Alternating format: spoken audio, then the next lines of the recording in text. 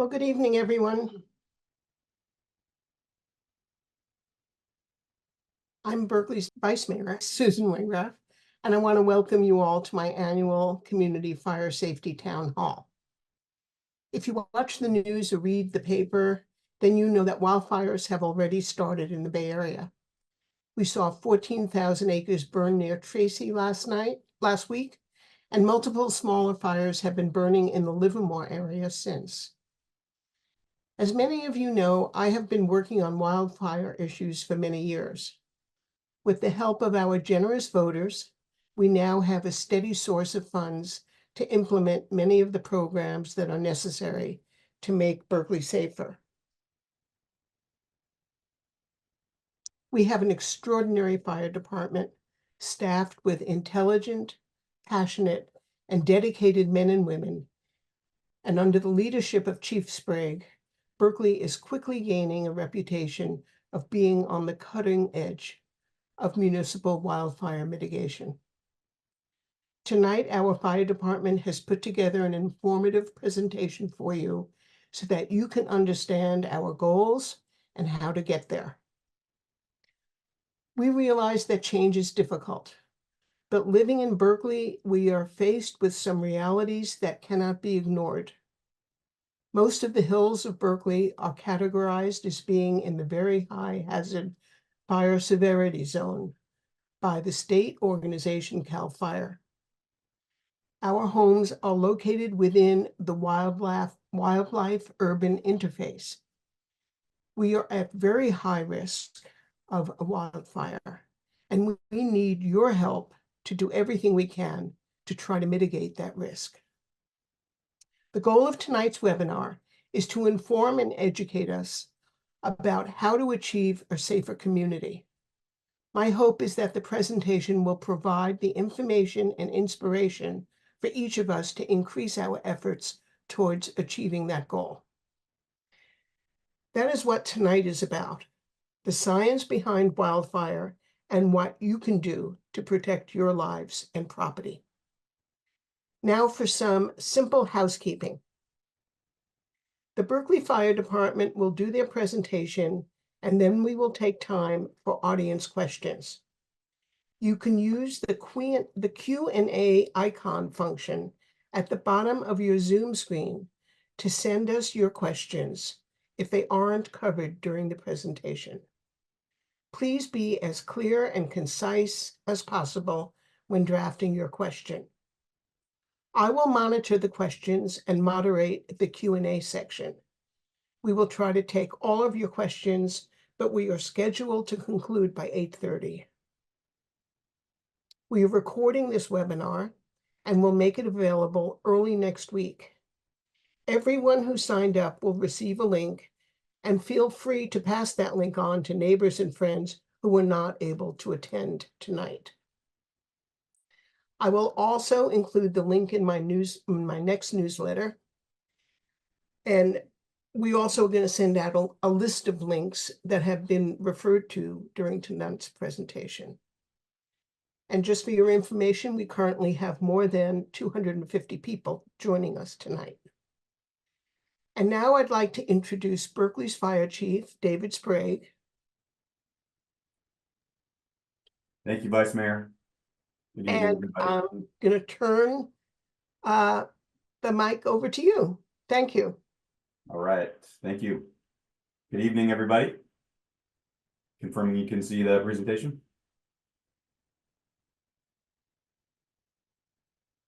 Vice Mayor Wengraf, can you see the slide?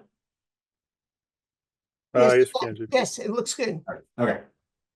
Okay. Thank you to Councilmember Wengraf for coordinating this annual event. And thank you to all of you for joining us tonight or who are watching this recording. We hope it provides useful information. I'd like to start by addressing the critical nature of our wildfire prevention efforts. We continue to witness devastating wildfires play out across the globe that highlight the need for comprehensive measures, including defensible space, creating home hardening, so that our structures and properties resist ignition. We need to focus on moving people out of the fire areas ahead of extreme fire danger weather, not conducting mass last-minute evacuations that we know are oftentimes catastrophic. And we need to continue to build on the trust that we have between the fire department and residents in our community, so that there's no hesitation in following the direct and short, concise messages that we deliver during an emergency. As you'll see tonight, the city has been hard at work and has accomplished a great deal in the past 3 years. Your role in this effort is vital, as much of the mitigation work that has to occur to make Berkeley more wildfire safe has to occur on private property. The actions we're going to discuss tonight can significantly reduce fire risk and enhance our firefighters' ability to protect your homes during a wildfire. This work has become ever more crucial as residents across the city are experiencing insurance companies that are dropping coverage because not just of the inherent wildfire risk in our community, but also because of the lack of mitigation measures that have been taken. Thanks in large part to Measure FF, the parcel tax measure that voters approved in 2020, and some crucial partnerships that we've developed. We're better prepared than we have ever been, but we have lots left to do. So let's dive in.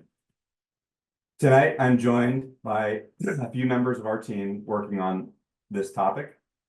Deputy Chief Keith May, Interim Chief Wildland Chief Colin Arnold, and our Office of Emergency Services Manager, Sara Lana. The challenges we face and are trying to address are complex. They are long-standing, cross-jurisdictional, and exist across a combination of public and private lands. To be successful, the city is in collaboration with many critical partners, some within Berkeley and some across the region.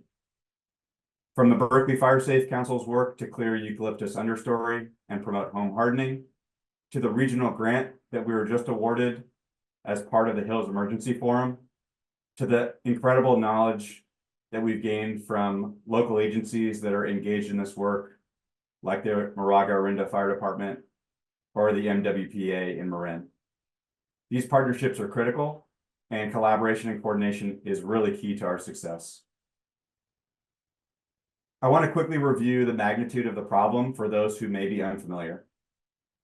We know the pace and magnitude of wildfire has changed. The chart that you see here shows the top 20 largest California wildfires from 1932 through 2020. In the 67 years between 1932 and 1999, about 500,000 acres burned. In just the last 20 years, from 2000 to 2020, over 4 million acres have burned. It's also clear when you correlate this list of the largest wildfires and when they occurred to the years the state has been in drought, that those two facts are inexplicably linked. These maps were created by CAL FIRE and show the perimeters of California wildfires by decade. You can see that the fire frequency and size has changed substantially through the decades. As we progress through the decades to current day, you can clearly see the larger wildfire perimeters that are driven by a confluence of factors, including unusual drought and heat exacerbation by climate change, overgrown forests caused by decades of fire suppression, and rapid population growth along the edges of forests and wildland areas. I'm going to pass it off to Keith May, who's going to discuss how local conditions influence wildfire. So our local conditions have a great influence on the risk. And when I say risk, I mean the probability that a fire will ignite and spread into and throughout the community. I will point out some of the factors that will influence risks that are out of our control. Next slide, thank you. So fire spreads via two components, the flame front and then ember cast. An ember cast requires a receptive fuel bed to start a spot fire. And those spot fires can grow to be very large fires. Fire spread rate and intensity are a product of usually just three components, and those components are topography, weather, and fuel. The general features of our Earth's surface have a tremendous impact on the way a wildfire behaves as well. So our East Bay Hills rise from sea level to about 1,700 feet at some points along Grizzly Peak. The hills have many landscape features such as saddles and chutes, canyons that have a particular impact on the fire behavior. For example, canyons can channel the diabola winds into strong downslope or upslope winds. And this effect can result in fire behavior that is very fast moving, it's erratic, and very dangerous. So weather has one of the most significant impacts on how a fire will behave. Generally, the westerly winds in the afternoon that we get in Berkeley are cool, they're humid, coming off of the bay. However, when the diabola winds blow, which come from the east or northeast, that air starts inland at about 4,000 feet and it gets compressed and descends down to sea level. The compression warms and dries the air, and as it is forced over the mountains and through the canyons and all the chutes, it accelerates. While these winds blow in the spring and fall, historically, October is our most dangerous because the fuels are at their driest point. When we think about fuel in a traditional wildfire, we are concerned with the general type, the quantity, the moisture content of that vegetative fuel. Long ago, pre-European settlement times, the East Bay Hills were primarily oak-studded grasslands that experienced fire, every half dozen year or so. These fires would burn rapidly through the grasslands and then eventually go out because the type of fuel available at that time did not sustain the intense long-term burning. However, today we have substantially altered the landscape from grasslands to very dense urban forests with a variety of species that have a higher ignition point, potentially tightly planted around a dense urban community. The landscape today simply has more fuel to ignite and sustain prolonged intense burning if the weather conditions are conducive. When wildfire enters an urban area, such as the way it advances and changes as the predominant fuel transitions from vegetation to structures, as we've seen in recent dramatic examples from Coffey Park in Santa Rosa or Lahaina in Hawaii, the separation between structures and how they are constructed can influence how fire spreads from one structure to another. The majority of the 9,000 homes in Berkeley fire zones are tightly packed together with a narrow distance between the homes. And then according to information studied and published by the National Institute of Standards and Technology, our community is in the highest risk category of under 25 feet between structures. This is referred to as structure separation distance. In fact, over 50% of these structures have a structure separation distance of 10 feet or less. This fact makes the prevention and preparedness efforts that we're going to discuss tonight even more critical. Chief Sprague is going to discuss the wildfire history of our East Bay Hills. Thanks, Keith. We've entered an era which we have access to so much data and technology. This is helping us create some of the most accurate predictive fire spread models that have ever existed. These models will allow us to be more precise with where we focus our mitigation efforts and our education efforts. However, we know that models are predictions and they can be flawed, whereas you cannot dispute fire history. In the fire service, we pay a lot of attention to where fires have historically burned, as they're likely to and often do repeat themselves. This map is produced by the East Bay Regional Park District, and it shows wildfire history in East Bay. You can see that larger fires have occurred in the immediate Berkeley area approximately every 20 years. In 1905, 1923, 37, 46, 70, and 91. Many smaller fires have occurred which were not mapped. Fire is a part of the natural cycle and landscape in our region, and we should expect that it will continue to occur in the East Bay. Simply by evaluating the pattern of larger fires, we know that we're overdue to experience a larger fire in the East Bay Hills. All communities have different types of risk, which are driven by local conditions. As we come to better grasp the local risks that we can take, then we can take a more precise and prescriptive action in the highest risk neighborhoods, instead of applying a one-size-fits-all risk management practice. This is an example of how looking at wildfire risk and the impact of mitigation efforts at the parcel level can help drive community-wide planning that can have a substantial impact on how wildfire spreads.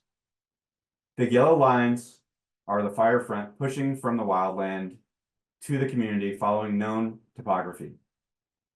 In the model on the left, 9% of parcels, those highlighted in green, have undertaken mitigation efforts, basic home hardening and defensible space, whereas the parcels in red have not. When the fire hits the edge of the neighborhood, it begins to ignite vegetation around homes, and then homes themselves ignite. Once home ignition occurs, due to the structure density and narrow structure separation distance, home-to-home fire spread begins. In the model on the right, almost 20% of parcels have undertaken mitigation efforts, again, indicated by the green highlighted parcels. When the fire hits the community, there's less to ignite, less receptive fuel beds, and the fire struggles to penetrate the community. This slows fire progression down and allows more time for firefighting resources to amass and begin to perform firefighting efforts to keep the fire from moving into and through the community.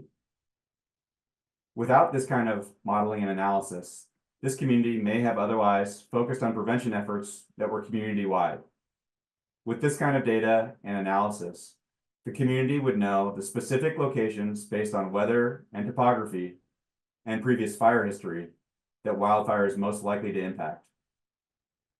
This would allow for focused efforts in these key perimeter neighborhoods. Now, Chief Arnold is going to discuss the community impact our individual actions can have in more depth. Thanks, Chief.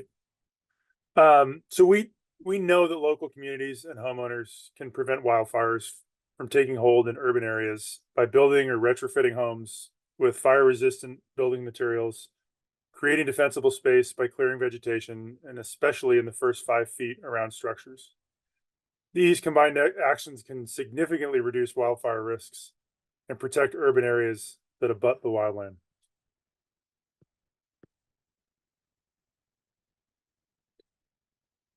When you examine why some homes survive a wildfire, it may appear random, but in most cases it's not.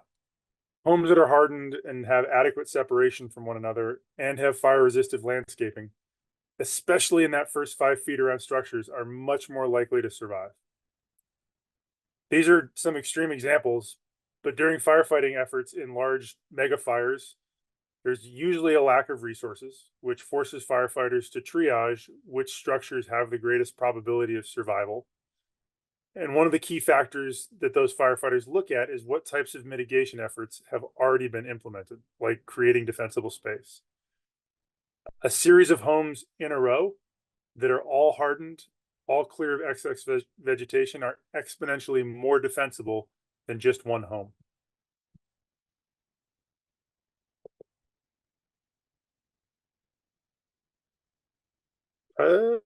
If you can back up to Homes Ignite. There we go. Thank you, Chief. You might expect that homes are ignited by a wall of fire, and the lived experience of the fire service, which has been validated by science, demonstrates that this is not the case.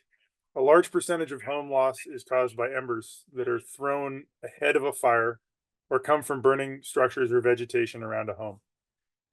Embers start small fires in siding, gutters, inside attics, under decks, or in vegetation.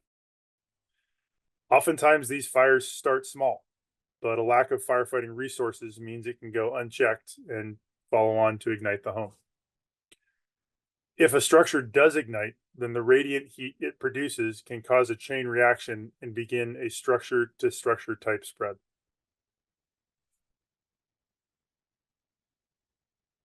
So to ensure your home has the best chance of maintaining insurance or surviving a wildfire if you're unable to maintain coverage, implement basic defensible space practices in the 100 feet around structures, focusing again on that first 5 feet.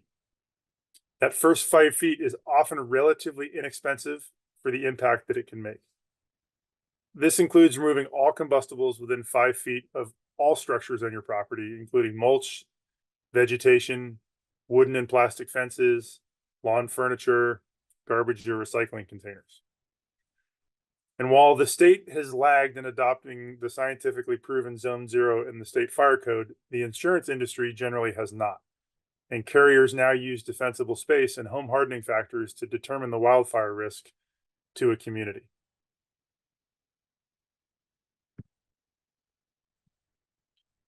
So this question came up as we were preparing this presentation, and it seemed prudent to just include a slide on it. This might be a tough picture to look at for some folks, but I'd encourage you here to look at the trees. And evidence shows that embers do not ignite trees. And if there's enough of a fuel break between the ground vegetation and the main canopy of a tree, the tree is quite resilient, and native species have been surviving fires here in California for thousands of years. The good news is this doesn't mean the mere presence of a tree nullifies other efforts by nearby homeowners. Rather, we need to acknowledge the tree's presence, mitigate the surroundings accordingly. Multi-jurisdictional regional approach to removing invasive, especially hazardous species that pose an elevated risk. It's just important that we don't rely on that effort as a silver bullet. It's not a panacea, and it's slow going to eradicate some of those trees. If we look back at this photo, embers were a primary spread of initial fire in the campfire, followed by structure to structure spread. The lesson in this photo is that trees adjacent to homes did not ignite those homes.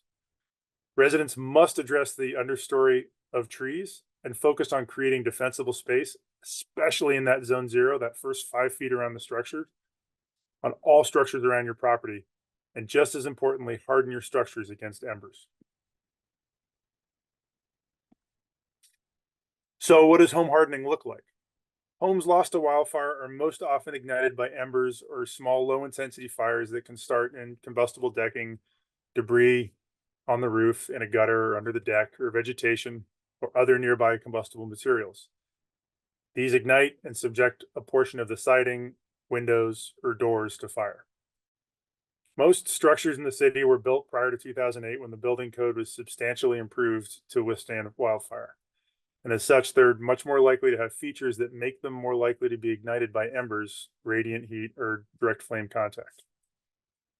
Many components of home hardening are relatively simple and inexpensive, like installing wire mesh behind vents to keep embers out, installing gutter covers to keep leaves and debris out, or clearing out any combustible materials under a deck. The more expensive and complex components of home hardening, like installing double pane windows or changing siding, can be strategically performed on the higher risk sides of a structure that are, for instance, within 25 feet of another home. But it's important to reinforce that the simple and the cheap measures are absolutely the most effective, and that's a great place to start. What you're going to see next is an experiment that demonstrates how creating defensible space 5 feet around your home and building or retrofitting your home with non-combustible materials can prevent it from igniting when exposed to wildfire embers. In this series of full-scale experiments, the National Institute of Standards and Technology, or NIST, looked at how defensible space, specifically Zone 0, and basic home hardening practices impacted home ignition from wildfire embers. On the left side of the structure, the 5 feet around the home was covered with mulch and some vegetation, and the home has combustible wood shake siding and no screens on vents that lead to the attic. On the right, Zone 0 principles were applied with non-combustible materials, only within 5 feet of the structure, and non-combustible siding. A large fan blew embers towards the structure to simulate ember flow in advance of a wildfire. Those embers which ignited the siding. On the right side, the same ignitions did not occur.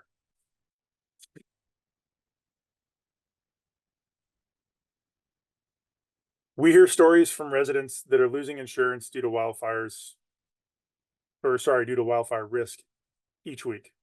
We know that the insurance industry has adopted the home hardening and defensible space practices we've been discussing tonight, including Zone 0. One example is the Wildfire Prepared Home certification by the Insurance Institute for Business and Home Safety. They've done this because they understand that these mitigation efforts, especially when applied on a neighborhood or community scale, can substantially alter the risk profile of the assets they insure. The insurance industry is now driving Californians who want to remain living in California and maintain wildfire insurance to undertake these mitigation efforts. You can read more about the Wildfire Prepared Home program by Googling it or snapping a picture of the QR code there on the bottom right of the screen. And the work that you do protects you and protects your neighbors so that your house isn't the source. I want to review the programs and projects that the department is focused on right now. And these are all designed to provide residents the information and resources they need to implement prevention work and to respond quickly in the event of a wildfire. Transitioning to a fire-safe landscape does not mean you can't have beautiful gardens around your home. There are many examples of attractive fire-safe landscaping online, and the department is about to break ground on 3 model fire-safe gardens that will be installed around Fire Station 4 at Marin, right where it crosses the Alameda. We include the image on the right, which is from the Kincaid Fire 2019 in Sonoma County, to demonstrate how intentional landscaping, or in this case a retaining wall, prevents the spread of ground fire to the structure and to near home landscaping and redirects heat and embers away from the home.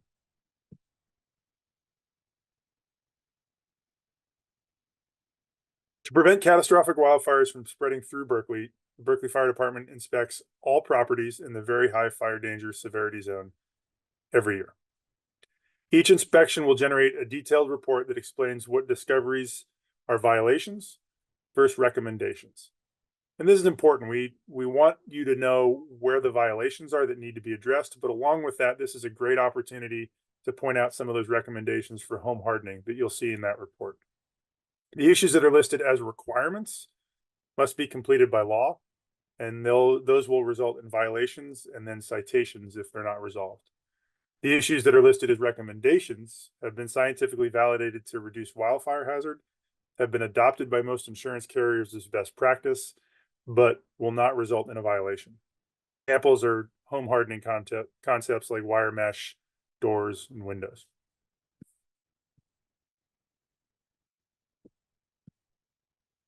So once your property has been inspected, you have 60 days to make corrections. If violations are noted, a reinspection to verify compliance will occur not less than 60 days later. If violations have not been abated on the first reinspection, a reinspection fee will be charged, and another reinspection will occur 14 days after that. Violations that are left uncorrected after 2 reinspections result in a citation. Our goal is always to provide residents the information they need to understand the risk and the actions that are being required and suggested, so that they're comfortable and motivated to take action. However, we have had a voluntary inspection program for the past 20 years, and unfortunately that has resulted in very hazardous conditions throughout the fire zone. So we do need to implement some measures to gain compliance in those rare cases where residents are unwilling to do so.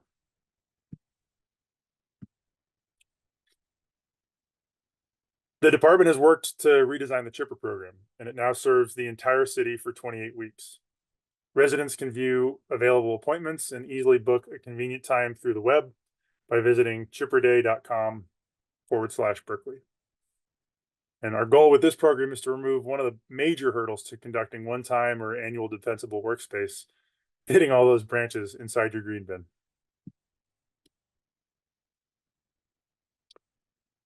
Understanding what to tackle with regard to home hardening can be confusing, and we encourage you to visit our website, berkeleyfiresafe.org, for more information. Also in that website, if you haven't looked, is the schedule of when we're going to be out inspecting your neighborhood, along with the pre-inspection checklist to make sure you're ready and avoid any violations. Additionally, one of our partners, the Diablo Fire Safe Council, has partnered with Berkeley Fire to offer in-person home hardening workshops where residents experience a live, hands-on discussion in your neighborhood.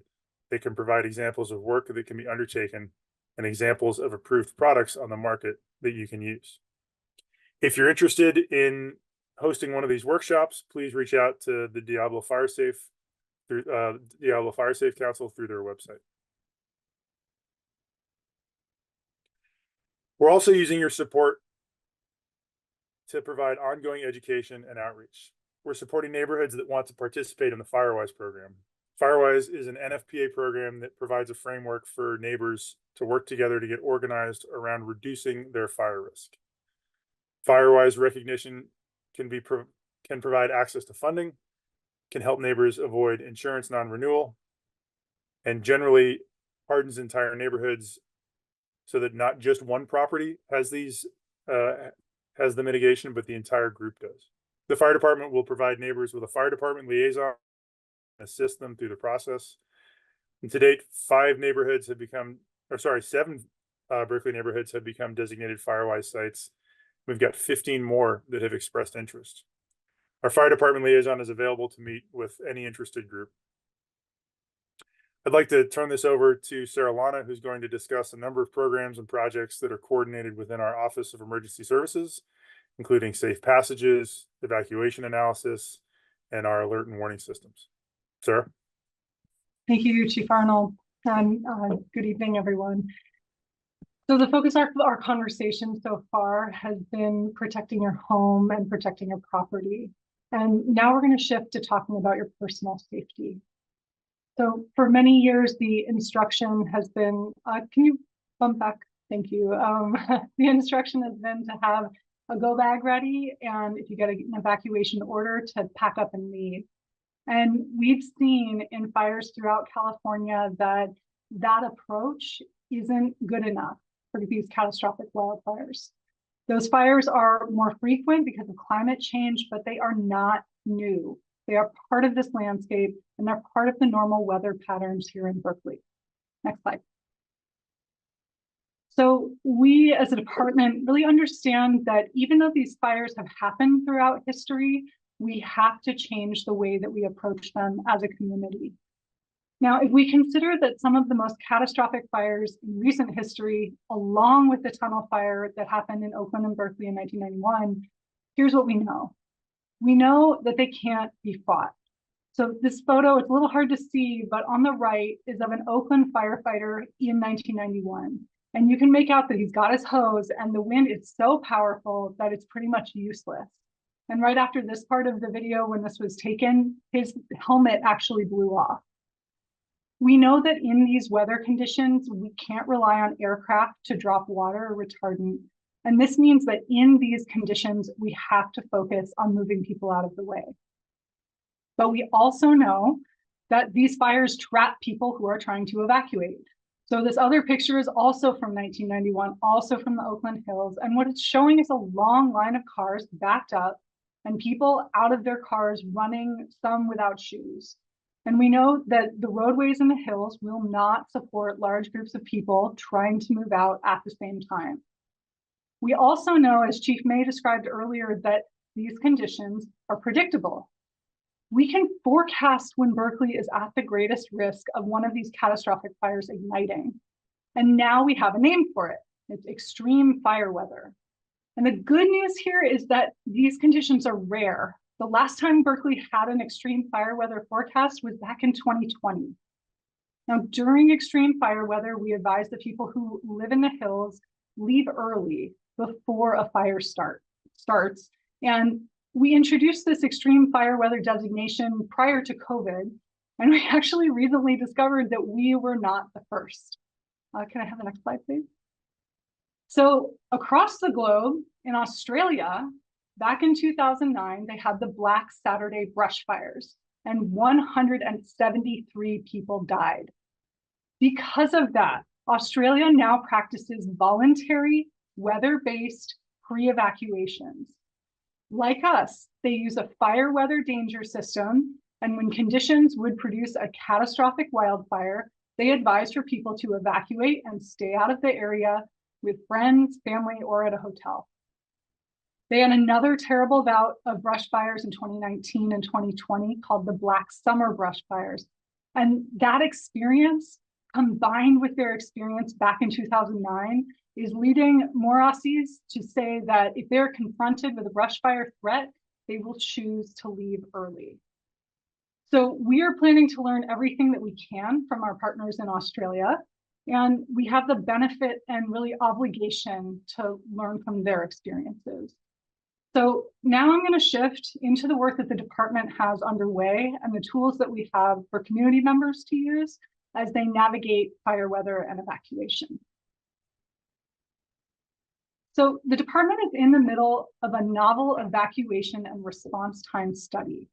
And the primary goal here is to get specific time estimates for evacuating different areas of the city for different emergency scenarios. As that relates to fire, we're doing this study to validate really what we think is the foregone conclusion. We are expecting that it will show that fire will spread faster than people can evacuate, and that responders will be very challenged to access those fires as they move upstream against the flow of traffic.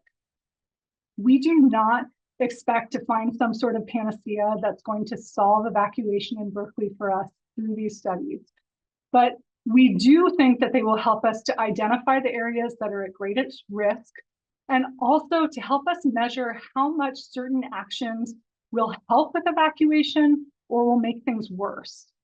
So we plan to study the impacts of adding density in fire zones and elsewhere in the city. We want to look at this idea also of leaving early so that we can understand better what percentage of households in the hills would need to leave during extreme fire weather for the roadways to be navigable when a fire starts. Third, we also want to explore how constructing a secondary egress and access road to Panoramic Hill could impact evacuation times there. Along with that, we are also working through this effort to complete planning requirements from the state, which will be included in the upcoming update to the general plan's disaster preparedness and safety element. Safe passages is an umbrella term that covers the work that the city is doing to increase roadway capacity during emergencies, not only for evacuations, but also for responders to get in to fight fire. We plan to use what we find in the evacuation study that I referenced earlier to inform this on-the-ground work, both for the roadway treatments and also for the vegetation management efforts to open up the roadways for evacuation and response. So as the evacuation time study moves forward, we are also preparing to expand parking enforcement in the hills during fire weather. Now, one of the most important parts of being ready for fire weather and evacuation is knowing where to get information. The alerting landscape keeps changing, keeps updating, and now we have more and better technology to get information to you where you are. Councilmember Wengraff's office is going to share a resource documentation with all this information. So if I go back fast, don't worry, you will get all this sent to you. But the primary tool is AC Alert. So when we have fire weather or a fire evacuation, we'll use a lot of tools and systems to share that information with you. AC Alert is the most powerful. Now, if you have an AT&T landline in Berkeley, we have your number. But since you might not have a landline and you might not always be home, we need you to sign up with your cell phone and your email addresses on AC Alert so that we can reach you in an emergency. We can send text messages, voice messages, and emails, and you can sign up at acalert.org. We also have an outdoor warning system, which I'll touch on in more detail in the next slide. And if you hear the outdoor warning system, or if you get an AC Alert, what we're going to be directing you to do is to go to what we're calling the Berkeley Emergency Map. The URL for that map is protect.genesis.com. And if you remember us in the past talking about a system called Zone Haven, You are remembering correctly, and this is the same thing. Now, the Berkeley emergency map is updated in real time.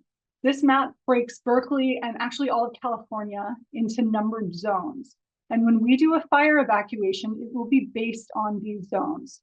Right now, what we want you to do is bookmark the site so that if there's something happening, you can track it in real time.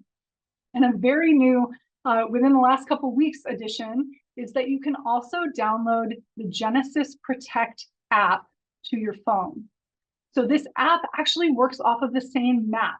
And what you can do is set it up so that if one of the zones that you care about, let's say where your home is or where your child's school is, if one of those zones has a change in its status, for example, saying to evacuate now or prepare to evacuate, it will actually send you an alert on your phone.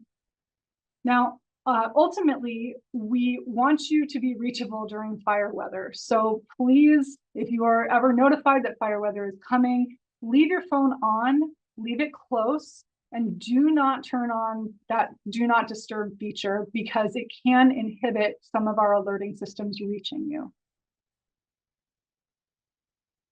So let's talk in a little bit more detail about the outdoor warning system.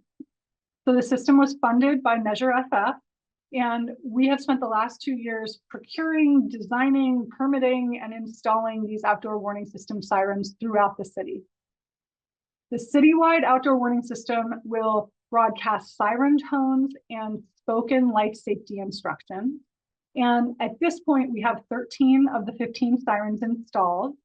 Many of you might remember last September when we tested the system for the first time. Now, from that test, we got data from the community that shows that the system, good news, is performing as expected. And what that means is that generally people can hear the tone within a quarter to a half a mile of each of the sirens, assuming, of course, that they are outdoors, because this is intended to be an outdoor warning system. On the resource document that we'll share, you can actually follow a link to listen to different tones and messages that might come from the sirens. Now, big picture, we want you to understand that in an emergency, they will sound like old school air raid sirens. And if you hear them, you might not be able to make out exactly the words that the sirens are saying, depending on what buildings and hard surfaces they have to bounce on or through to try to get to you. But if you hear an emergency tone coming from the sirens, you should immediately turn on your phone, look for additional information, go to the Berkeley emergency map, and see if there are zone status changes, and if you need to take action to be protected. And finally, we recommend that everyone have a household fire weather plan. We've created a tool and just updated it recently that walks you through key decisions that your household will need to make to be ready for fire weather and evacuation. For example, when will you leave? Will your trigger be extreme fire weather or something else? Where will you go? Who are the friends, family, hotel that you will plan to stay with and that you will plan to communicate with ahead of an emergency so that they won't be surprised to see you? Who will you get help from? What neighbors can help you, and what kind of help do you think you will need? Now, you can use this tool to make a plan that is tailored to your people and your animals, considering everyone's abilities and risk tolerance. And the goal here is that this tool facilitates the conversations in your household and with the people that you rely on, so that you are all ready to act together when we have our next bout of fire weather. Now, with that, I'm going to turn it back to Chief Sprague to put together how all this work that we're asking of you could influence a wildfire scenario in Berkeley. Thanks, Sarah. We've covered quite a bit of ground tonight at a pretty fast pace, and I'd like to try to tie together how all these things are going to piece together to and demonstrate how we can all they'll all give us a better chance of fighting the next wildfire that threatens Berkeley. So I want to revisit the modeling that I showed you for this community that we discussed earlier in the presentation. If you recall, the map on the left shows a scenario where very few, 9% of parcels have been basic mitigation efforts like defensible space and home hardening, as shown by the green highlighted parcels. In the map on the right, where 19% of properties have completed basic mitigation efforts, the fire stops, is able to be controlled much closer to the boundary perimeter of the community. So in that scenario, wildfire has a more challenging time finding receptive fuel beds on properties in the neighborhoods. And therefore, there's less ignition points, less spot fires, less fires for us to control and extinguish in the vegetation and inside homes and outbuildings. So in essence, while these mega fires can be impossible to control in situations like the one on the left, which is generally what we've seen repeat over and over again in these fire scenarios, if we can get to the point where we can slow these fires down and slow the energy that they're creating and releasing down when they get into structure to structure spread, we can actually fight these fires, fight these mega fires, and control them in certain ways. So how does all this tie together? We know that the confluence of fuel, weather, and topography could generate a powerful wildfire. The fire has a much higher probability of causing structure to structure spread when it hits the community if we've not been successful at community scale mitigation work. In this situation, where most properties in a critical neighborhood on the perimeter of a community that's adjacent to a wildland area have not performed these defensible space and home hardening work, it's more likely that the fire department will be unable to stop the forward progress of the fire until the weather changes, which is what we experienced in 1991. However, in the event that we have been successful with mitigation efforts, especially in the most high-risk neighborhoods, then the scenario could play out quite differently. Something like this.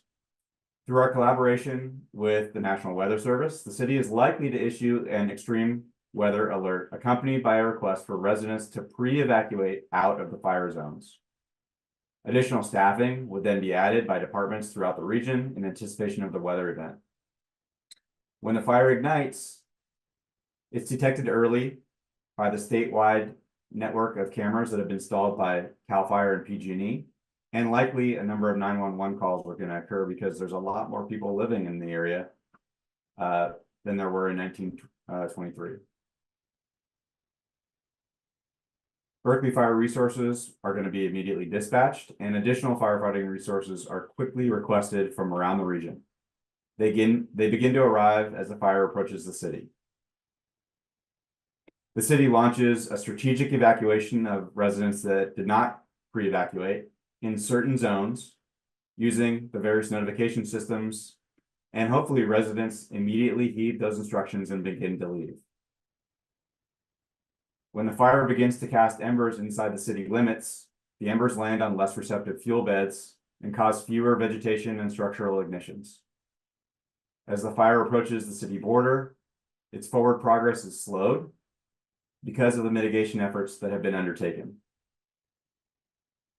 With less force and slower forward progress, there's more time for the region to amass dozens of firefighting resources that are then deployed and are more able to focus on extinguishment rather than emergency evacuation.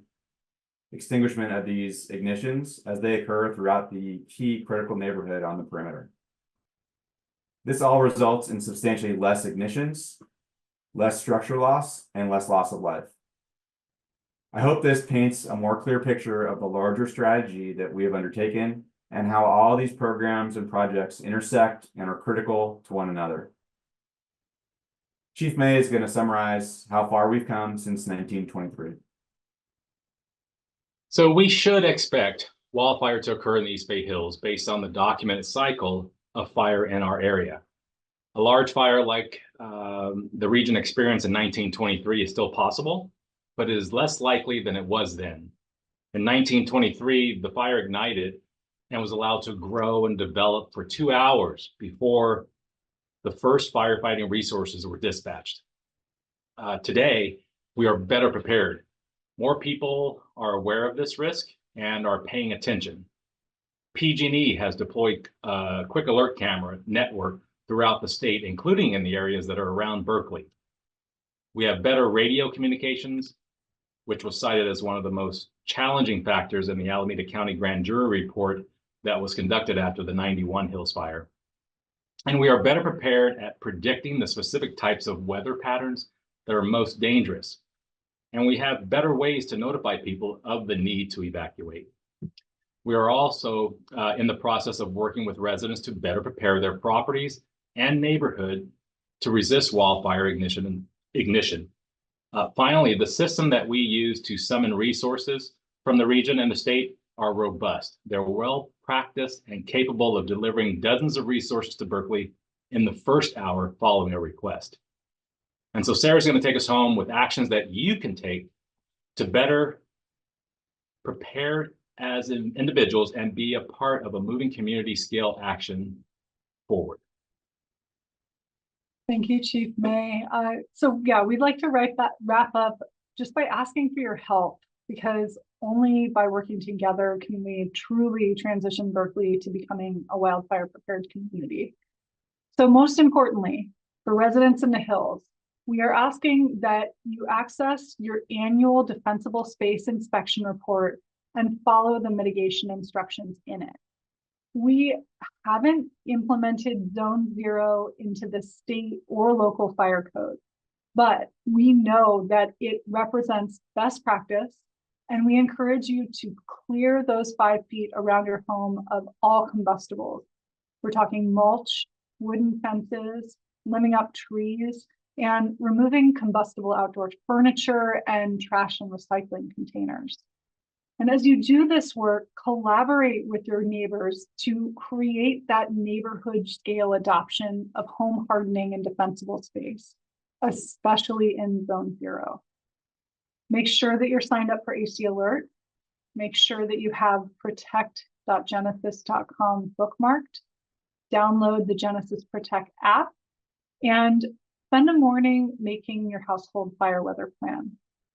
With that, I will turn it back to Chief Sprague. Thanks, Sarah. I'd like to thank everybody for joining us tonight. As the fire chief and a third generation member of this community, I'm deeply committed to ensuring that we're doing everything possible and in our power to prepare the community for an event that is predictable. The American Fire Service is a community-centered organization. Our roots are in volunteerism, and our strength comes from the incredible trust that exists between residents and our members. It's essential that this trust and partnership is maintained and built up over the coming years. You have my commitment, our commitment, that we will continue to work hard on your behalf and be transparent with the latest information that we have. This trust becomes paramount in the critical moments leading up to and during the beginning of a wildfire, when we're issuing brief, direct messages. In these moments, it would be extremely detrimental to our community's response if you begin then to prepare your home by moving combustibles out of Zone 0 or trying to figure out what your evacuation plan is going to be. In fact, I feel quite comfortable saying that if we're attempting to perform a large-scale evacuation ahead of a wildfire that's imminently bearing down on the community, and we had sufficient notice of extreme fire weather and the opportunity to pre-evacuate as a community, as the fire department, I believe that we've failed. We know what a last-minute mass evacuation looks like. We know the outcome is likely not going to be good. Much of what has to happen in the coming years is achieving basic defensible space and home hardening work on private property. The science has never been clearer and more convincing as to what needs to occur. We need committed council members like Susan Wengraff, neighborhood groups like the Berkeley Fire Safe Council, and individual residents to act and implement these mitigation measures. We are here to partner, to provide answers, and we will continue to pursue the charge that you gave us in 2020 when you passed Measure FF. Thank you for your time tonight, and I'll turn it back over to Vice Mayor Wengraff to facilitate Q&A. Well, I'm overwhelmed, actually. This presentation was fantastic. I want to thank you all for taking the time and energy to present to our community. There are several questions that they have, and we'll get to it because we have just about a half hour. But thanks again. It was great. So, first question, is there a link that we could send out that lists plants that are dangerous in fires and ones that are less flammable? The city doesn't have a list of our own, but we can absolutely send out a list from some allied agencies. We'll include that in the informational sheet. Colin, did you have something you want to add? Yeah. Yeah, UC Marin Master Gardeners has put together a pretty good presentation on links for plants that are native to the California landscape, especially plants that work well in this environment. One of the things they point out is that all plants eventually burn, so that it's not just about better planting, but it's about maintaining that vegetation once it's in. And I can make sure that you get that link for folks that are interested as well. But the UC Marin Master Gardeners website is pretty helpful. Great, thank you. Another question about landscaping.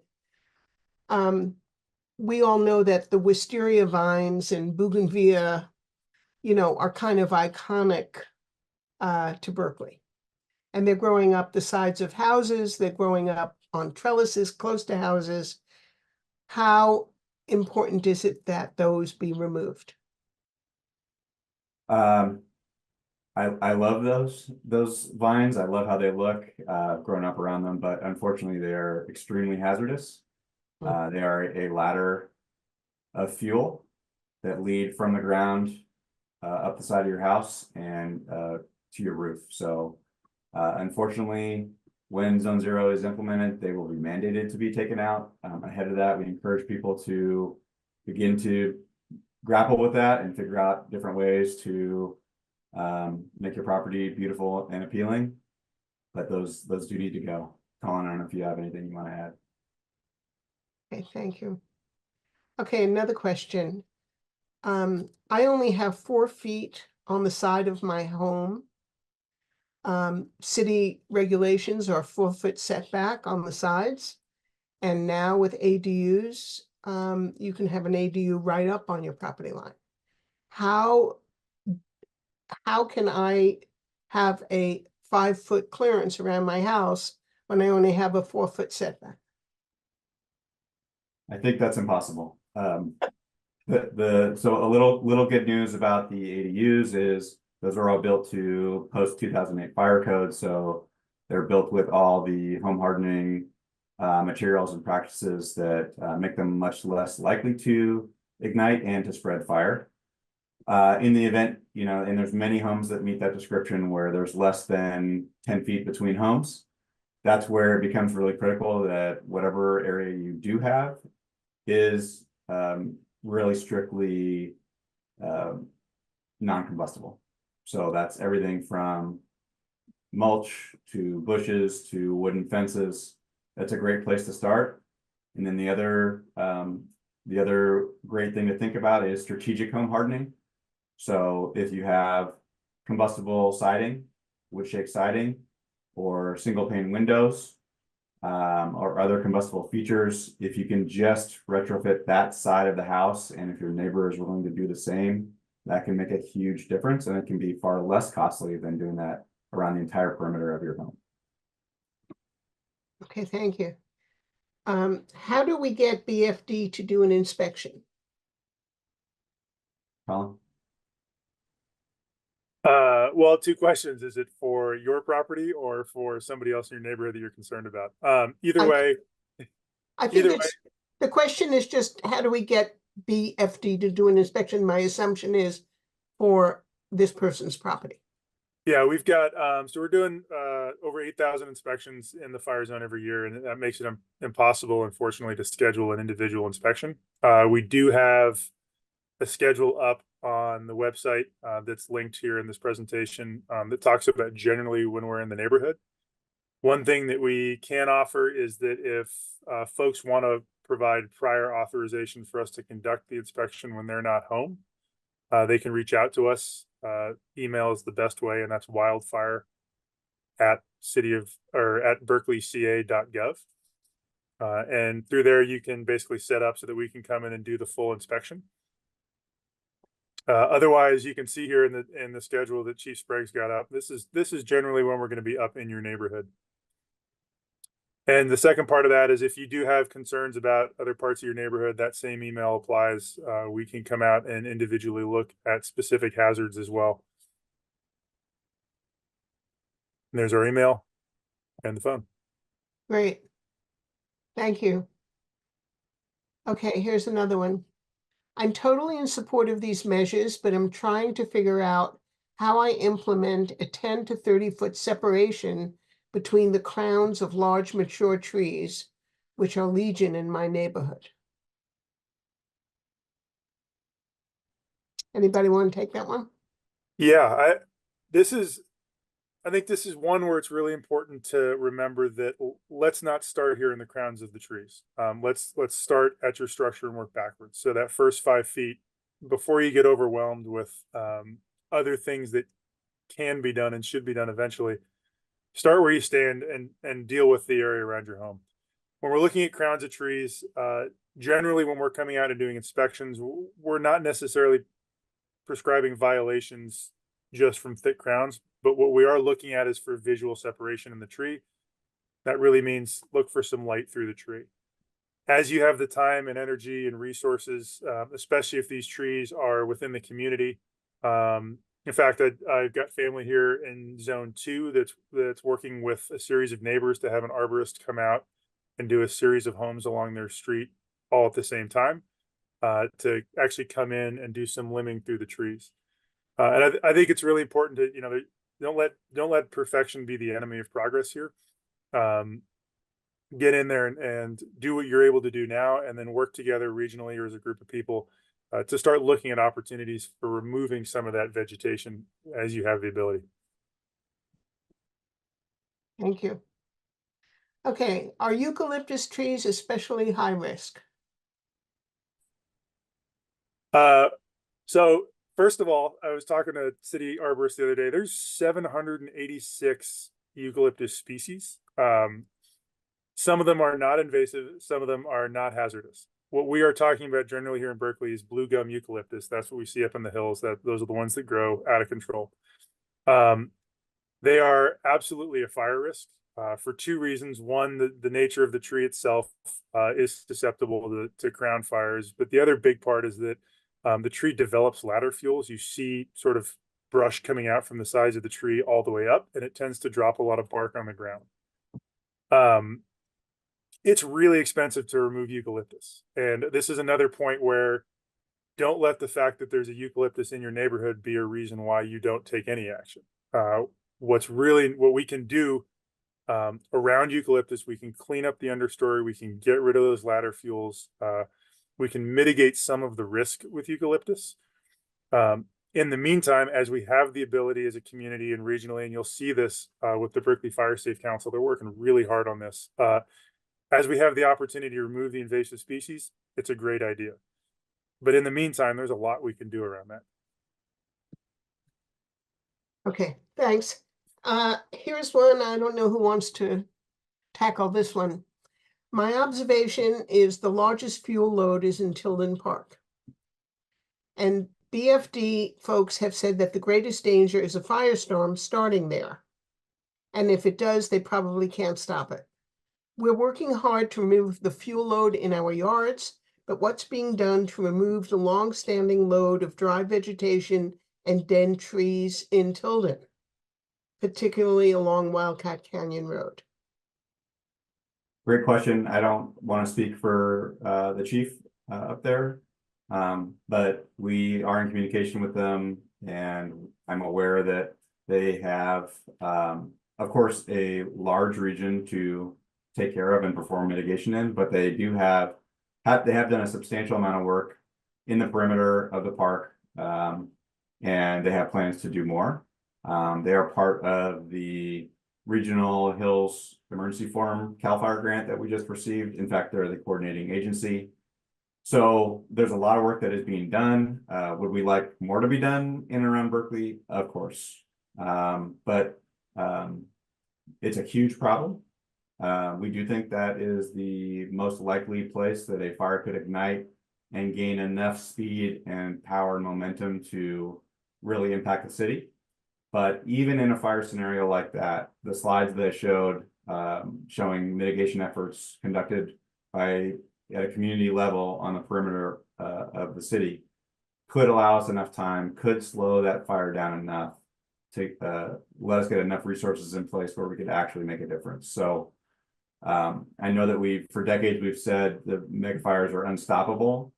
And now that we have the ability to analyze mitigation efforts on a parcel by parcel basis in a modeling, we're beginning to understand that there's a lot of work that we could actually do that could actually make those fires more controllable than we thought.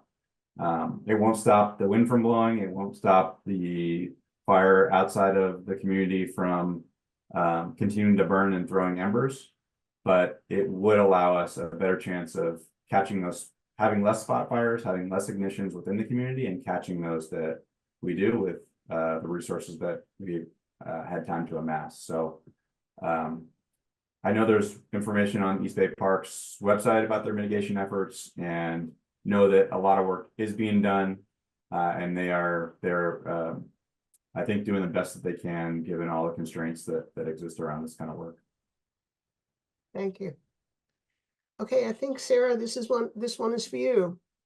Can you say more about restrictive parking in key areas during red flag days? Sure. So when we're talking about key areas, we're talking about fire zones 2 and 3 or the Berkeley Hills. And we're not talking about additional requirements. All we're talking about is additional enforcement of existing law. And really big picture, one of the things that we are discovering and working on between fire and public works and the police department is that we're finding that there are cases of people parking illegally up in the hills, but the signage that is there is not adequate for PD to legally tow those vehicles. So that's something that we're working in partnership on right now, that would, facilitate movement through the areas both during fire weather and also during the day-to-day.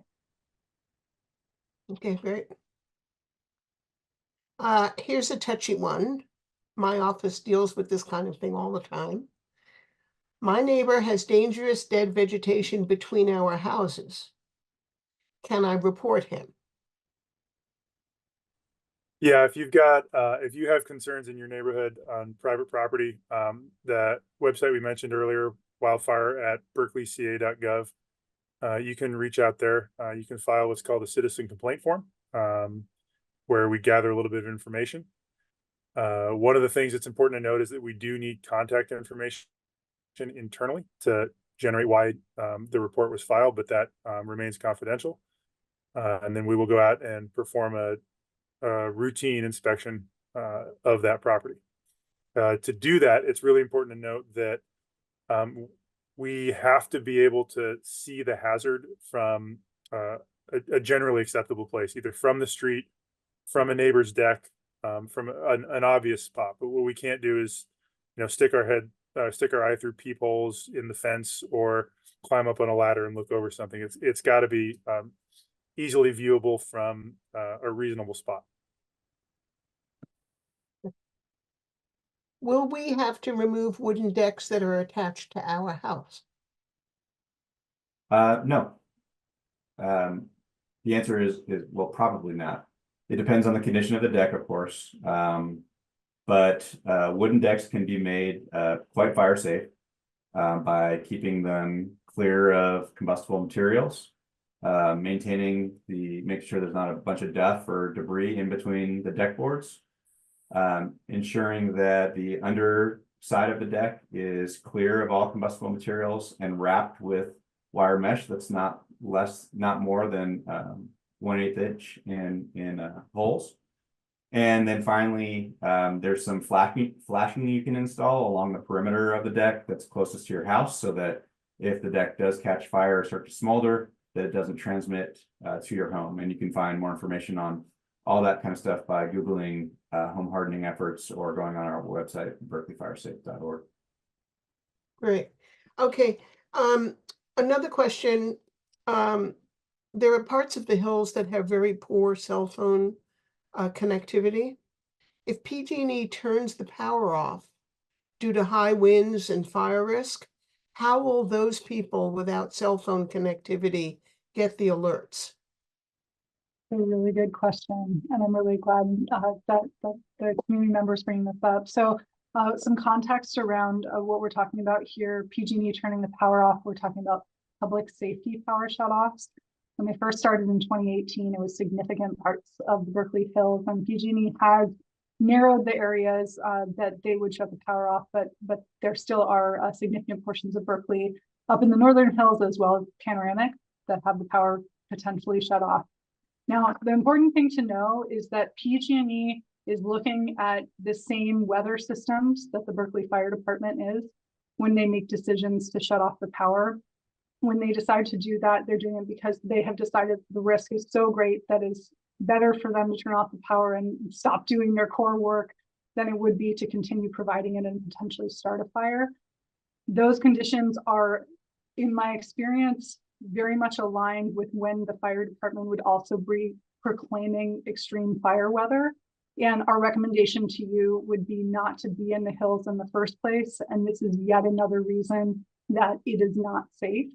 Now, with all that said, we do have the outdoor warning systems, but keep in mind, those are for outdoor use only. So maybe you could sleep with your door open, but I think what we're starting to kind of illustrate here is that your decisions get worse and worse the closer that we get to this really catastrophic weather. And this is why we would recommend that you not be in the hills during that time period. Okay, following up on that, when people are told to evacuate, where do you suggest they go? So if we're talking about pre-evacuation, right, and actually even when we're talking about evacuation, our first recommendation to folks is that they go to stay with friends or family, or if they have the means, to stay at a hotel. And that is not us, trying to skirt responsibility or anything like that. But the reality when we talk to FEMA and when we talk to the Red Cross, right, these are the preeminent experts on sheltering and evacuation. What they'll tell us is that less than 10% of people in evacuated areas actually choose to stay at shelters. And the reason for that is what we're talking about is a cot in a gymnasium with a bunch of people that you don't know. And not everyone has the ability to, go somewhere else. And we will absolutely be setting up shelter sites for folks in the case of an evacuation. But we believe that people can be a lot more comfortable if they do a little bit of, preemptive conversations with friends, with family, or, looking up hotels outside the area that they might like to stay at. Having those conversations now can make a world of difference in the future. But as it relates to folks who might not, for whatever reason, have those options, we will be establishing shelter sites. Designated shelters in Berkeley tend to be our community centers and our senior centers. So everybody can kind of think of where the community centers and senior centers are that they know.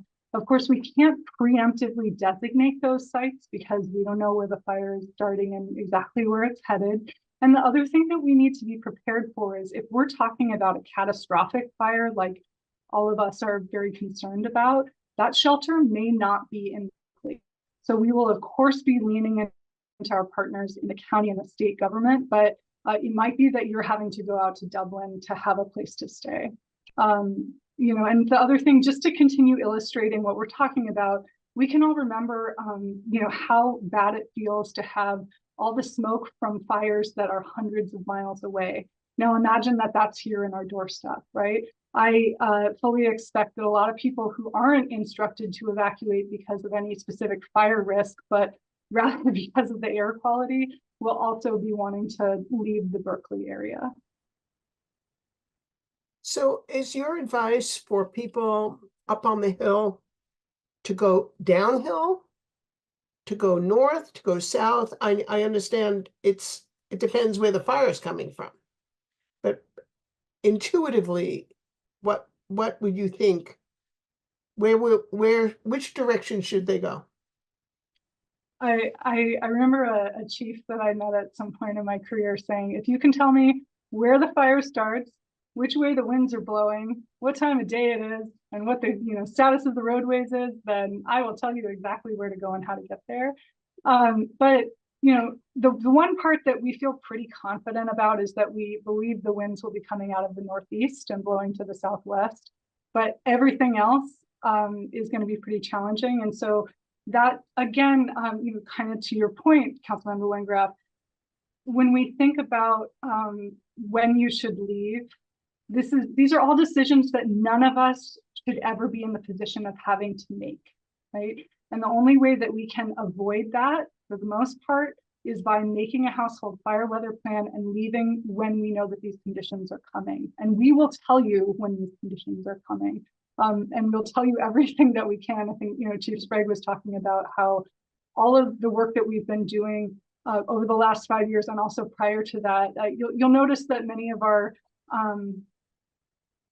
counterparts around us have not been, taking the same tack.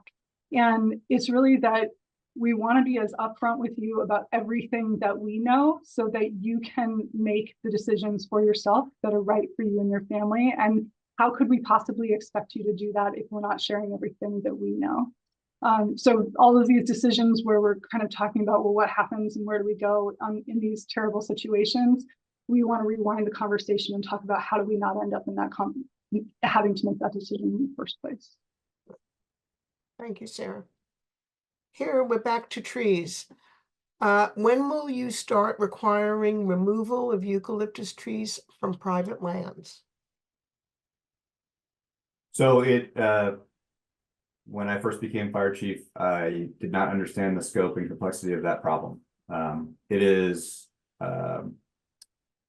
if we use $1 of public funding to remove a mature, healthy tree of any species, then it triggers a CEQA, an environmental review. So we're right now in the process of collaborating with regional partners to discuss a study that would be the precursor to an environmental review.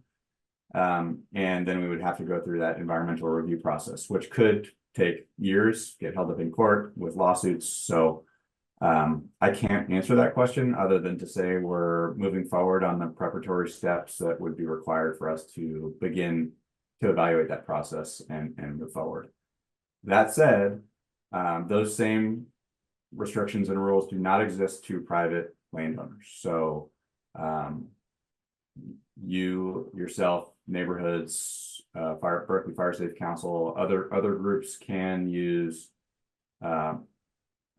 funding and resources to remove those trees today if you so desire. Thank you. And I just want to remind people that cleaning up the understory under the eucalyptus tree and limbing that eucalyptus tree up about 8 feet off the ground is a very effective way of dealing with the fire hazard of that tree. You confirm? Yeah, and in lieu of having the resources to remove the tree itself, that is absolutely a huge step in the right direction. Okay. Here's a question that I can answer. I don't think the fire department is involved in this, but the question is, can AT&T be prevented from eliminating landlines in fire danger areas in the hills? My office sent a letter to the CPUC objecting to AT&T removing those landlines, and we just heard, I believe yesterday or the day before, that the CPUC agreed with us and has rejected AT&T's proposal to remove those landlines. So hopefully you will get to keep them. I understand how important they are to people in the hills who don't have good phone reception. Okay, I'm going to look for a couple more. Who is responsible for clearing the necessary trees and brush above Grizzly Peak? Because until that is complete, it seems that what I do in my little home won't matter, because the fire will be so big and strong from that area that by the time it gets to me, it will have such momentum that the little I do won't make much difference. Yeah, I think I touched on this before, but if we can do these mitigation efforts at community scale, neighborhood scale, especially in these target areas on the perimeter of the community, we believe that it could make a substantial impact on the fire actually finding ignitable fuel beds and structures, reduce those and slow down that progression enough so that we can get enough resources in place to actually try to make a difference and prevent the fire from igniting structures and starting that structure to structure kind of catastrophic fire spread. Sarah, here's one for you again. How do I sign up on AC Alert and receive notifications within my neighborhood of an event or incident? And what if I don't have a computer or laptop? Sure. So if you don't have a computer or laptop, well, let me start with if you do. So if you do, the website is going to be acalert.org. It'll take you to a place where you can, make your own account. Now, if you don't have a computer or a laptop, you do have a smartphone, you can do the same thing on the smartphone.